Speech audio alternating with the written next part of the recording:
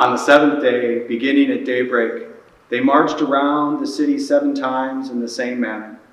And on that day only did they march around the city 7 times.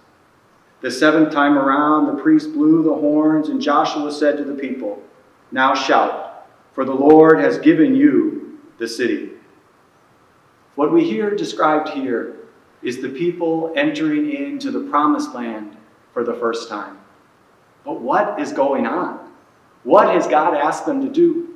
He's asked them, and we see this depicted in the window, to walk around the sun, depicting the promised land here, to walk around the city of Jericho 7 times and to scream out. And they do this, but they do this for 7 days in a row. I think what's going on here is two things.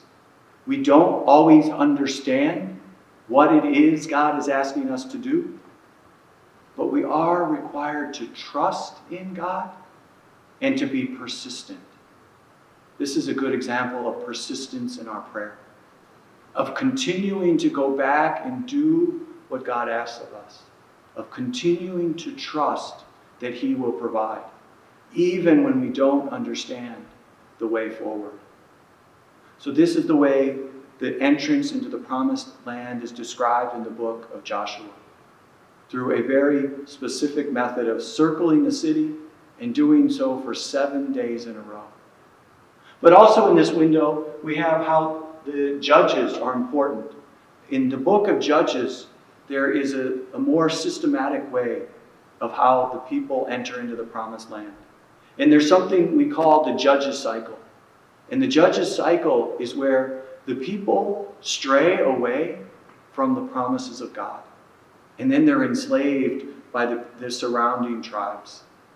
After being enslaved, they cry out to God, and God sends them a judge or a leader, represented here in this window by the crowns. God continues to send them leaders to lead them back to God. And God restores them to freedom. So what does this judges cycle have to do with us?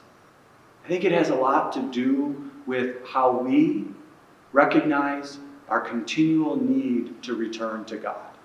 We find ourselves in right relationship with God and neighbor, but then suddenly we find ourselves turning away from God, choosing our own way.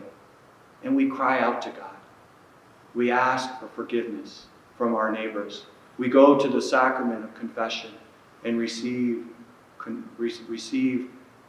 God's absolution, forgiveness of our sins.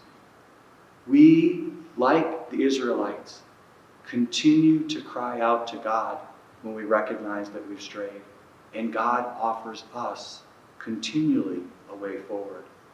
This cycle happens again and again throughout the book of Judges. This cycle happens again and again in our life. So responding to God's love is not a one-time thing.